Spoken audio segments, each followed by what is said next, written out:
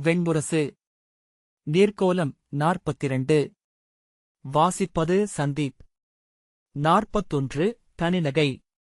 விராடபுரியின் அரண்மனையில் திருபதிக்கு தனியறை ஒன்று ஒதுக்கப்பட்டது. அரசி சுதிஷ்ணையின் ஆணைப்படி அவரையே அவளுக்குக் காட்டுவதற்கு அவளை அழைத்துச் சென்ற தலைமைச் சேடி பிரீதை அவளிடம், இங்கு இளம் சேடியர் எவருக்கும் தனியறைகள் ஒதுக்கப்படுவதில்லை. அவர்கள் பொதுக்கூடங்களில்தான் அந்தியுறங்க வேண்டுமென்பது ஆணை என்றாள்.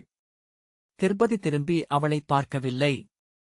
அவள் மெல்லிய சிரிப்பொலியுடன், எவள் எங்கு எவருடன் சென்றிருக்கிறாளென்ற கணக்கை தலைமைச் சேடி எடுக்க வேண்டுமல்லா? அதற்கு உகந்த வழி அதுவே அன்றி, தனியறைகள் தோறும் சென்று கதவை தட்டவா முடியும் என்றாள். திருப்பதி அவளை நோக்காமலேயே நடந்தாள். எதையோ மிதித்து குழப்புவது போன்ற காலடிகளுடன் ததும்பும் தடித்து வெண்ணிற உடலை உந்தி உந்தி நடந்தாள் பிரீதை. உருண்ட முகமும் மின்னும் சிறிய கண்களும் கொண்ட பிரீதை முன்பொரு காலத்தில் அழகி எனக்கூட தோன்றியிருக்கக்கூடும். வாழ்வினூடாக ஊறி அவள் முகத்தில் தேங்கியிருந்த அறிய முடியாத நஞ்சு ஒன்று பார்த்து முதற்கணமே எரிச்சலையும் வெறுப்பையும் உருவாக்குவதாக இருந்தது. மூச்சிரைத்தபடி வியர்வை வாழை எழ அவள் நடந்தாள்.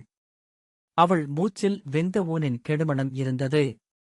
இந்த அறையில் முன்பு நான்தான் தங்கியிருந்தேன். என்னை அடுமனைக் கூடத்தின் தலைவியாக அமர்த்தியபோது இங்கிருந்து ஒழிந்து சென்றேன். அதிலிருந்து இங்கு எவரும் தங்குவதில்லை. உள்ளே பெட்டிகள்தான் இருந்தன. அரசி ஆணையிட்டதனால் இதை தூய்மை செய்யச் சொன்னேன் என்று சொல்லி அவள் நீண்ட மூவெட்டுத் தாழ்கோலால் அதன் பூட்டைத் திறந்தாள்.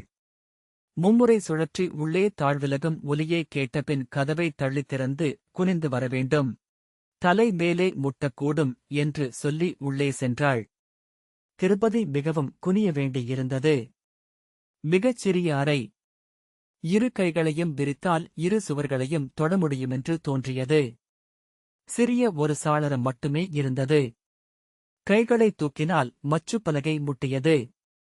முழங்காலளவு உயரம் கொண்ட சிறிய மஞ்சம் ஒன்று அறையில் போடப்பட்டிருந்தது. அந்த மஞ்சம் அளவுக்கே இடம் எஞ்சியிருந்தது. இங்கு ஒரு பெரிய மரப்பெட்டி உள்ளது. உங்கள் பொருட்களை வைத்துக் கொள்ளலாம்.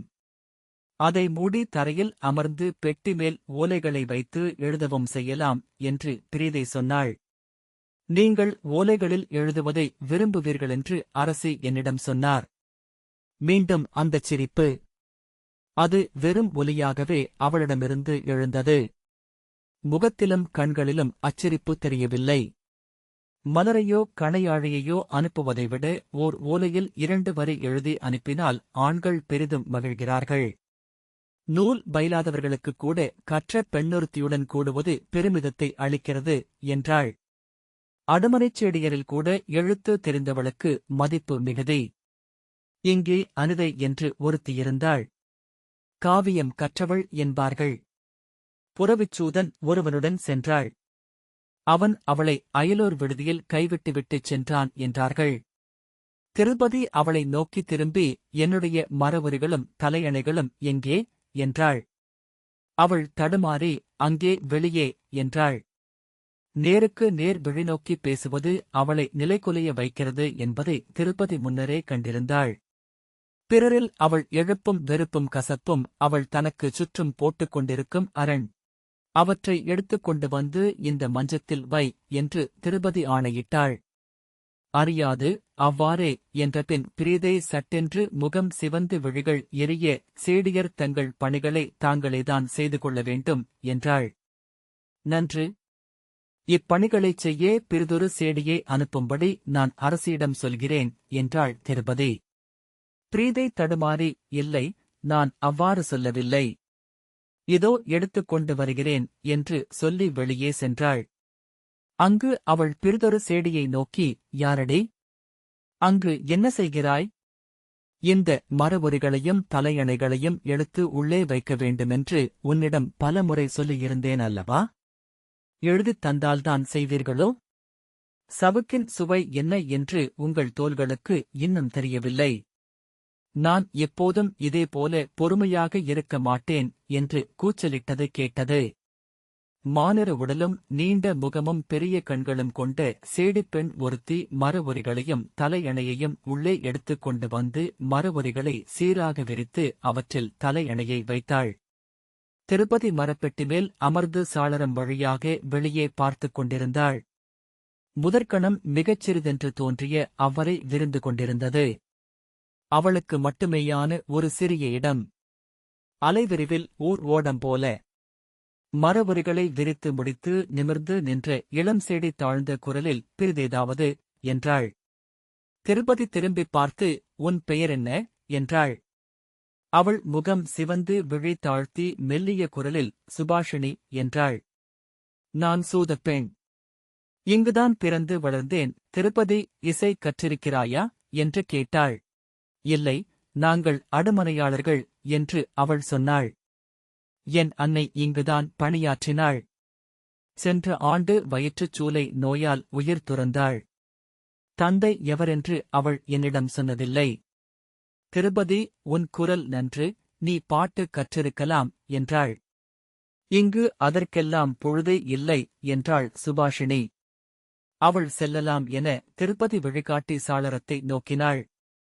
அவள் அங்கேயே நிற்பதை விழிமுனையால் கண்டு புருவத்தை தூக்கினாள். அவள் தயங்கி, ஒன்று சொல்லவா என்றாள். சொல் என்றாள் திருப்பதி புன்னகையுடன். தாங்கள் சூதப்பெண் அல்ல, க்ஷத்திரிய பெண். சூதப்பெண்களுக்கு இவ்வாறு ஆணையிட முடியாது. தாங்கள் எங்கோ அரசொன்றை ஆண்டவர், அரியணை அமர்ந்தவர். அதை இங்கு அனைவருமே பேசிக் கொண்டிருக்கிறார்கள் என்றாள். நன்று என்று திருப்பதி புன்னகைத்தாள். தாங்கள் யாரென்று நான் கேட்கப் போவதில்லை. கேட்கக்கூடாதென்று பேரரசியின் ஆணை என்றார்கள் என்று சுபாஷினி சொன்னாள். ஆனால் என்றபின் சொல்லிருத்தி திரும்பிச் செல்ல முயன்றாள். சொல் என்ன என்றாள் திருப்பதி. ஒன்றுமில்லை என்றாள் அவள். சொல். என்ன சொல்ல வந்தாய் என்றாள் திருப்பதி.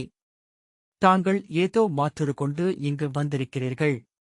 மாற்றொருவேயானாலும் எங்கள் கூட்டத்தில் ஒருவர் இவ்வண்ணம் பேரரசியரின் தோற்றத்துடனும் நிமிர்வுடனும் இருப்பது மிகப்பெரிய உவகையளிக்கிறது என்றாள். ஏன் என்றாள் திருப்பதி.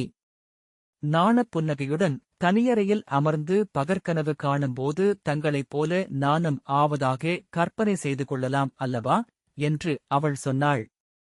அவ்விளமையின் தூய சிரிப்பு திருப்பதியை மலர வைத்தது. அருகே வா என்றாள். அவள் கால் உழற்றி தயங்கி சிறுமியைப் போல அருகே சென்றதும் அவள் கைகளைப் பற்றி இழுத்து அருகணைத்து, உனக்கு என்ன வயதாகிறது என்றாள் திருப்பதி. 16 என்றாள் சுபாஷினி. கனவுகள் காணும் வயது. கனவு காண்பதில் பிழையொன்றுமில்லை. குற்ற உணர்வோ நாணமோ கொண்டு அதை கட்டுப்படுத்த வேண்டியதில்லை. உன் வயதில் நானும் மிகப்பெரிய கனவுகளைக் கண்டேன். இன்று எண்ணுகையில் அக்கனவுகளுக்கு நடைமுறை பொருளென்று ஏதுமில்லை என்று தோன்றுகிறது. அக்கனவுகள் அளித்த இன்பம் மட்டுமே அவற்றின் பயன் என்றாள் திருப்பதி. அவள், தாங்கள் கண்ட கனவுகள் எதுவும் நிறைவேறவில்லையா என்றாள். திருப்பதி புன்னகையுடன், கனவுகள் முழுக்க நிறைவேறும் வாழ்க்கை தேவர்களுக்கும் அமைவதில்லை. என் கனவுகளில் ஒரு பகுதி நிறைவேறியது. ஆகவே எஞ்சியவற்றை அடைந்துவிடலாமென்று எண்ணினேன். இப்போது கனவுகளை துரத்துவதைப் போல வாழ்க்கையை வீணடிப்பது பிறிதொன்றில்லை என்று தோன்றுகிறது.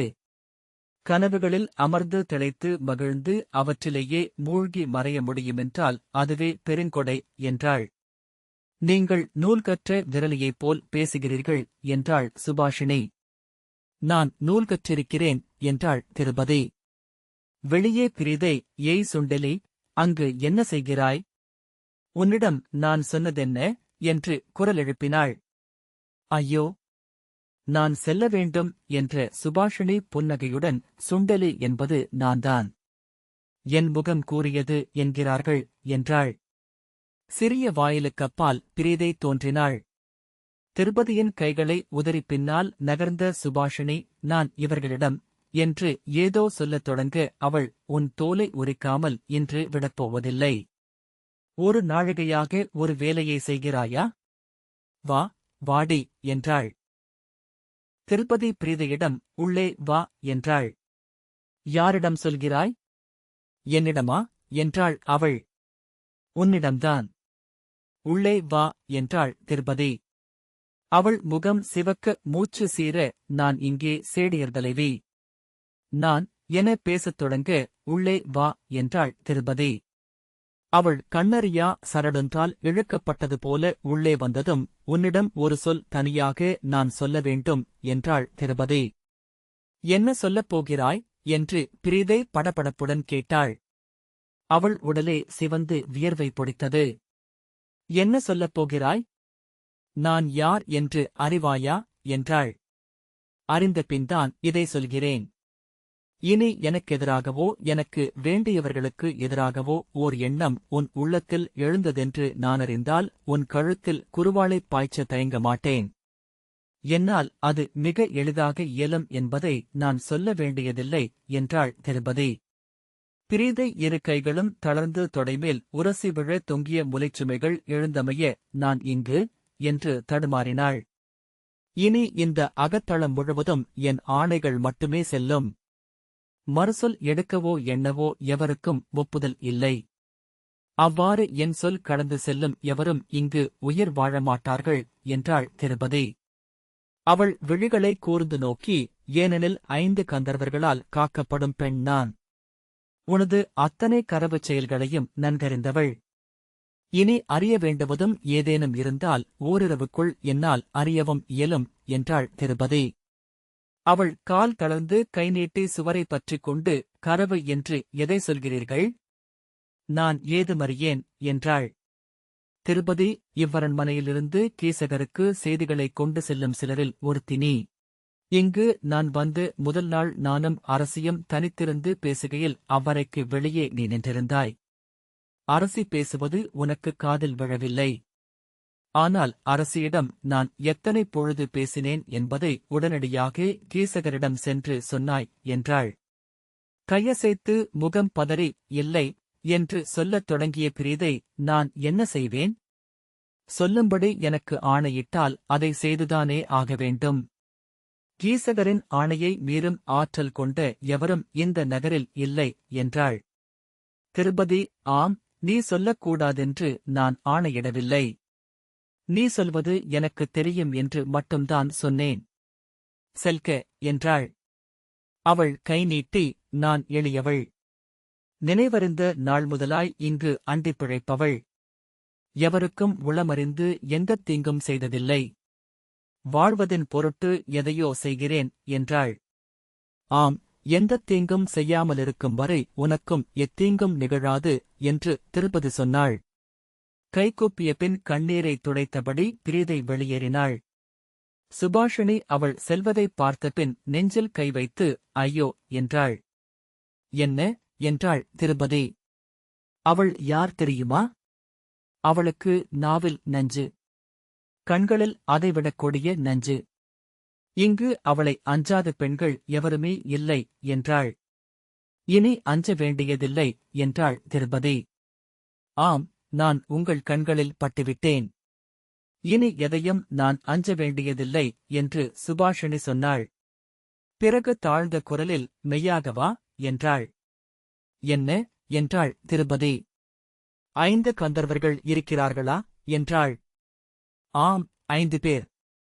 நான் 5 கந்தர்வர்களை மணந்தவள் என்றாள்.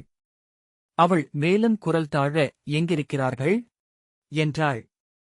கண்களில் சிரிப்புடன், இங்கு என்றாள் திருபதி. அவள் கழுத்திலும் தோளிலும் மெய்ப்பு எழுந்தது. அழுவது போன்ற குரலில், இங்கென்றால் என்றாள். இந்த அறைக்குள் என்றாள் திருபதி.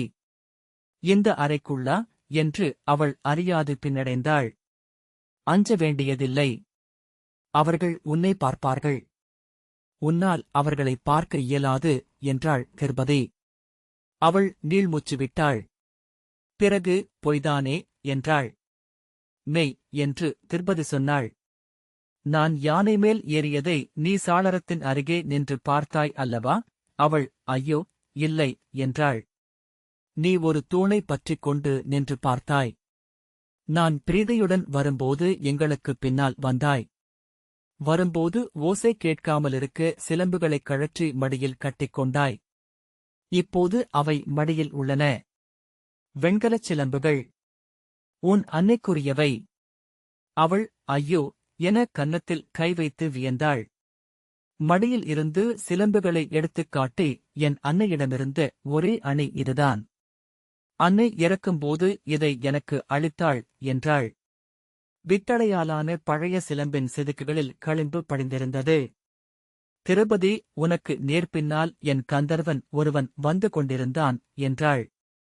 அவன் பெயர் என்ன என்றாள் சுபாஷினி. ஃபால்குனன். பெண்களை விரும்புபவன் என்றாள் திருபதி. யானை மேல் எப்படி ஏறினீர்கள் என்றாள்.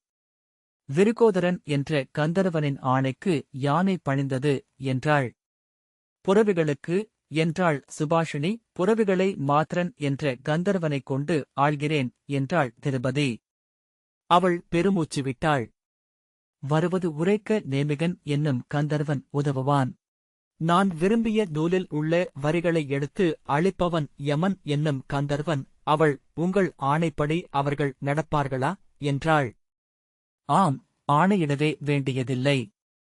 எண்ணினால் போதும். அதை நிகழ்த்துவார்கள். சில கணங்களுக்குப் பிறகு, அப்படியென்றால் உங்களை அவர்கள் ஏன் ஒரு பேரரசு என்று ஆக்கக்கூடாது என்று சுபாஷினி கேட்டாள். பாரத வருஷத்தின் சக்கரவர்த்தினி என்றே அவர்களால் என்னை ஆக்க முடியும். அதை நான் இப்போது விழையவில்லை என்று திருபதி சொன்னாள். சில கணங்கள் அவளை நோக்கி நின்றுவிட்டு, நீங்கள் மானுடப் பெண்ணே அல்ல, நீங்களும் ஒரு கந்தர்வ பெண்ணோ என்று தோன்றுகிறது என்றாள். திருபதி வெறுமனே சிரித்தாள். அவள் நெஞ்சில் கை வைத்து, சிரிக்கையில் மிக அண்மையில் வந்துவிட்டீர்கள். உங்களால் இப்படி சிரிக்க முடியுமென்றே என்னால் எண்ண முடியவில்லை. கொற்றவை போல தோன்றினீர்கள். சிரிக்கையில் திருமகள் போல ஆகிவிட்டீர்கள் என்றாள். திருபதி புன்னகைத்து, உன்னிடம் எப்போதும் சிரித்துதான் பேசுவேன், சரியா என்றாள். ஐயோ, நெடுநேரமாயிற்று, என்னை தேடுவார்கள். நான் வருகிறேன். பணிகள் உள்ளன என்று சுபாஷினி வெளியே சென்றாள். அரசியின் அறையிலிருந்து திருபதி நள்ளிரவில்தான் தன் அறைக்கு திரும்பி வருவது வழக்கம். அந்த அறை அவளுக்கு மிக அணுக்கமானதாக ஆகிவிட்டிருந்தது. அதற்குள் தனிமையில் அறையிருளில் சாளரம் வழியாக தெரியும் விண்மீன்களை நோக்கியபடி அவள் விழித்திருப்பாள். அறியாத துயிலில் ஆழ்கையில் கனவுக்குள் எப்போதும் ஒரு விண்மீனாவது எஞ்சியிருக்கும். அந்த அறை சிறிதாக இருப்பதனாலேயே அத்தனை அணுக்கம் கொள்கிறது என்று தோன்றியது. அவள் அணிந்த ஆடை போன்றிருந்தது அது. கரவுத் தோற்றம் போல. புலரியில் எழுந்து நீராடி ஆடையணிந்து அரசியின் அறைவாயிலை அடைவாள். அரசி துயிலெழுந்து அணிச்சேடியருக்காக காத்திருக்கும் பொழுது அது. அவளைக் கண்டதும் அரசி உடல் எளிதாகி பெருமூச்சு விடுவாள். வந்துவிட்டாயா என்பதுதான் எப்போதும் அவள் கேட்கும் முதல் வினா. திருபதி புன்னகைத்து, நன்றாகத் துயின்றீர்களா என்று கேட்பாள். ஆம், நான் எப்போதுமே துயில்கிறேன். பகலில் சற்று ஓய்வெடுப்பதற்கு கூட என்னால் முடிவதில்லை என்று அரசி சொல்வாள். பின் எப்போதுமுள்ள அந்த வினா, நீ ஏனடி என்னுடன் இரவு தங்குவதில்லை? காவல் பெண்டு என்றால் இரவுதானே உடனிருக்க வேண்டும். அவள் புன்னகையுடன், நான் என் கந்தர்வர்களை காணும் பொழுது இரவுதானே என்பாள். நீ விளையாடுகிறாயா என்றே தெரியவில்லை என்று அரசி சலிப்புடன் சொல்வாள். இங்கு நான் உங்களுக்கு அமைத்துள்ள காவலர்கள் என்னால் தெரிவு செய்யப்பட்டவர்கள். அவர்களை நீங்கள் என்னைப் போலவே நம்பலாம் என்பாள் திருபதி. இந்த அரண்மனையில் எவரையுமே நம்ப மாட்டேன் என்பாள் சுதேஷ்ணை. ஆனால் பகலெல்லாம் நீளும் தொடர் அலுவல்களில் இருந்து முழுமையாக தன்னை விலக்கிக் கொள்ளும் ஒரு தருணம் அவளுக்கு வேண்டியிருந்தது. அவள் அரசியுடன் அவை அமரும்போதும் ஆலயங்களுக்கு செல்லும்போதும் குடிக்கூடல்களில் நின்றிருக்கும் போதும் அரசியருகே வாளேந்தி நின்றிருந்தாள். அரசுக்குரிய நேரடி சிற்றேவல்களை செய்தாள். அரசியின் காவல் பணிகளை ஒருங்கிணைத்தாள். அவற்றைவிட முதன்மையாக ஓயாமல் புலம்பிக் கொண்டே இருந்த சுதேஷ்ணையின் சொற்களுக்கு செவியெடுத்துக் கொண்டே இருந்தாள். திரும்பத் திரும்ப கேட்டவை என்றாலும் அவளால் உளமளிக்காமலிருக்க இயலவில்லை. அவள் உளமளிக்கிறாள் என்பதனாலேயே மீண்டும் விரித்துரைத்தாள் சுதேஷ்ணை. நான் அரசி அல்ல, கைவிடப்பட்ட அன்னை. எனக்கு எவருமே இல்லை என்று அவள் திருப்பதியின் கைகளை பற்றிக் கொண்டு சொல்லும்போது கண்களில் நீர்ப்படலம் வந்து ஒளிரத் தொடங்கிவிடும். அவள் மக்கள் இருவருமே அவள் சொல்வனவற்றை எவ்வகையிலும் பொருட்படுத்தவில்லை. உத்தரை நீர்த்தாமரை போல ஒளியுடன் ததும்பிக் கொண்டிருந்தாள். ஆகவே அன்னையின் எளிய சொற்களைக் கூட எரிச்சலுடன் தான் எதிர்கொண்டாள். சினந்து கூச்சலிட்டாள். தன் தனிமைக்குள் அவள் அன்னையை விடவே இல்லை. உத்தரன் ஏற்கனவே அனைத்தையும் உணர்ந்து கனிந்தவனாக தோற்றம் சூடியிருந்தான். அன்னை பேசத் தொடங்கும்போது குழவியின் குதலைப் பேச்சை கேட்கும் தந்தையின் முகத்தை சூடிக்கொண்டான். எளிய நகையாட்டுடனும் இனிய அணைப்புடனும் அவள் சொல்வதைக் கேட்டபின் அதை அக்கணமே தவிர்த்துவிட்டுச் சென்றான். அரசி அரசரை சந்திப்பதே மிக அரிதாக இருந்தது. ஆகவே அவள் எப்போதும் திருப்பதியிடம்தான் பேசிக்கொண்டே இருந்தாள். அந்த ஆணிலியிடம் ஏதோ ஒரு மாயம் இருக்கிறது, சைரந்திரி. என்னால் அது என்ன என்று சொல்லக்கூடவில்லை. அவளை தொலைவில் பார்க்கையில் நிமிர்வுள்ள ஆண்மகன் என்றே தோன்றுகிறது. அணுகி வருந்தோறும் பெண் என்றாகி பேரழகியாக மாறி நிற்கிறாள். அவள் நடனமாடுவதை ஒருநாள் அவளறியாமல் நோக்கினேன். என்னதான் கற்பிக்கிறாள் என்று பார்க்க வேண்டுமே. என்னை அழைத்துச் செல் என்று உத்தரையின் அணிச்சேடியிடம் சொன்னேன். பக்கத்து அறையிலிருந்து சாளரம் வழியாக நோக்கினேன். சொல்லாமலிருக்க முடியவில்லை. நான் எல்லாவற்றையும் மறந்துவிட்டேன். கேகயத்தில் வாழ்ந்த என் கன்னி நாட்களுக்கே சென்று விட்டேன். என் உளம் நிறைந்த ஆண் ஒருவனுடன் இளங்காட்டில் நடனமிட்டுக் கொண்டிருந்தேன். நீள்மூச்சுடன், ஆம், எனக்கு அவ்வண்ணம் ஆண்கள் இருந்தனர். நானும் எத்தனை கதைகளை கேட்டு வளர்ந்தவள். அவனுக்கு முகமோ உடலோ இல்லை. அவன் இறுதி வரை ஓர் உடலென என் முன் வரவே இல்லை. ஆனால் ஒருபோதும் என்னுள் இருந்து அவன் விலகியதுமில்லை என்றாள் சுதேஷ்ணை. இந்த ஆணிலி அக்கனவுகளை எழுப்புகிறாள். தன்னைச் சூழ்ந்திருந்த அனைத்தையும் உடன் நடனமிடச் செய்கிறாள். மானுடர் மட்டுமல்ல, தூண்களும் கூட அவளுடன் ஆடுவதைக் கண்டேன். அவ்வாறு ஆட எளிய மானுடரால் இயலாது. அவள் உடல் புல்நுனியில் நின்றிருக்கும் பனித்துளியில் வானம் என நிலை கொண்டு பெருகியிருக்கிறது என்று ஒரு விரலை என்னிடம் சொன்னாள்.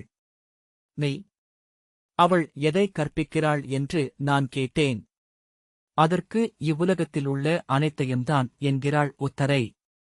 சினம் கொண்டு இவ்வுலகிலுள்ள அனைத்தையும் என்றால் அரசு சூழ்தலையுமா என்று நான் கேட்டேன். ஆம் அன்னையே, அதையும்தான் என்றாள். அது மெய்யென்று நானே தெரிந்து கொண்டேன்.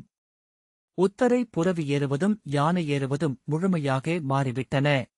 முன்பெல்லாம் இருவர் புரவிக் கடிவாளத்தையும் சேணத்தையும் பற்றிக்கொள்ள இருமுறை துள்ளி மூன்றாம் முறை கால் தூக்கி வைப்பாள். சென்ற நாளில் பார்த்தேன், பட்டாம்பூச்சி எழுந்து மலர்மேல் அமர்வது போல புரவி ஏறினாள். யானை மேல் அமர்ந்திருக்கையில் முகிலில் ஊர்பவள் போலிருக்கிறாள். அவள் வாளேந்திச் சுழற்றுவதைப் பற்றி சேடி சொன்னாள் என்று சென்று பார்த்தேன். வாள் அவள் கையில் வெள்ளை மின்னல் போல ஒளிச்சுழி போல வெண்ணிற மலர் போல இருந்தது. என்னால் விழிகளை நம்பவே முடியவில்லை. ஒற்றைக்கையால் நாணெழுத்து 3 அம்புகளை எடுத்துத் தொடுத்து 3 இலக்குகள் மேல் எய்தாள். கந்தர்வர்கள் எவரேனும் அவளுருவில் அங்கு வந்துவிட்டார்களோ என்றே ஐயுற்றேன். அவ்வித்தைகளை அவளுக்கு பிருகநளை எங்கே கற்றுக் கொடுத்தாள் என்று கேட்டேன்.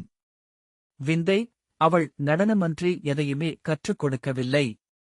நடனத்தினூடாக இவையனைத்தையும் இவள் கற்றுக் கொண்டிருக்கிறாள். அவள் நிற்பும் நோக்கும் மாறிவிட்டன. தோள்கள் நிமிர்ந்து இடை நேராக அசைய இட்ட காலடி மேல் எடுத்த காலை வைத்து நடக்கிறாள். ஆழ்ந்த குரலில் ஆணையிடுகிறாள். சொற்கள் ஒவ்வொன்றும் மும்முறை எண்ணி எடுத்தவை போல் உள்ளன என்றாள் சுதேஷ்ணை. அது நல்லதுதானே? அவள் பேரரசியாவாள் என்றல்லவா நிமித்திகர் சொல்லியிருக்கிறார்கள் என்றாள் திருபதி. நிமித்திகர் சொல்லவில்லை. சோலைக்கு வந்துள்ள அருகநெறிக் கணியர் சொன்னார். அதுதான் என் நம்பிக்கை. பேரரசர்களின் மைந்தர்கள் எவருக்கேனும் மகள் கொடை கேட்டு வருவார்கள் என்று நம்பிக்கொண்டிருக்கிறேன். இவள் செய்வதென்ன? இந்த ஆணிலியிடம், திருப்பதி ஆணிலிதானே என்று புன்னகையுடன் சொன்னாள். அதுதான் எனக்கு ஐயமாக இருக்கிறது என்றாள் சுதேஷ்ணை. ஆனால் அதைவிட நான் அஞ்சுவது அந்த அரைமுனிவனை. அவன் யார்? முனிவன் போல மாற்றுரு கொண்டவன். அறியன். ஆனால் அவன் கூர்வாளைப் பட்டில் சுற்றி வைத்திருப்பதைப் போலத் தோன்றுகிறான். வந்த முதல் கணமே அவன் கீசகனை வென்றதை நீ பார்த்தாய் அல்லவா? கீசகனைப் போன்ற அரசியல் சூழ்ச்சி தேர்ந்தவனே அவனை தன் அணுக்கனாக வைத்திருக்கிறான் என்றால் அவன் எப்படிப்பட்டவன்? நூல் தேர்ந்தவன் என்கிறார்கள். அவன் கற்ற நூல்களில் சூது கொடிய பிழை என்று இல்லையா என்ன? கீசகனுக்கு அரசியல் அறிவிக்காத பொழுதெல்லாம் அரசருடன் அகத்தளத்தில் அமர்ந்து சூதாடிக் கொண்டிருக்கிறான். அரசர் இப்போது பெண்களை மறந்துவிட்டார். குடியுங்கூட குறைந்துவிட்டது. எழுந்ததுமே முதல் வினா குங்கன் எங்கே என்றுதான். குங்கன் கீசகனுடன் சென்றிருக்கிறான் என்றால் பதைப்பதைப்புடன் உலவியபடி அடிக்கொருமுறை வருகிறானா என்று பார்க்கிறார். வந்ததுமே காதலியைக் கண்ட இளையோன் போல கண்கள் சிரிக்க பாய்ந்து செல்கிறார். தழுவிக்கொள்கிறார். பின்னர் ஒரு கணமும் பிந்துவதில்லை. சூதுக்களம் பரப்பியாக வேண்டும். அமர்ந்து பகடையுருட்டத் தொடங்க வேண்டும். உயிர்காக்கும் மருந்தை அள்ளி அருந்துவது போல. தெய்வங்களுக்கு பூசைகை இயற்றுவது போல. அவன் உண்மையில் பகடையென வைத்தாடுவது அவரைத்தான்.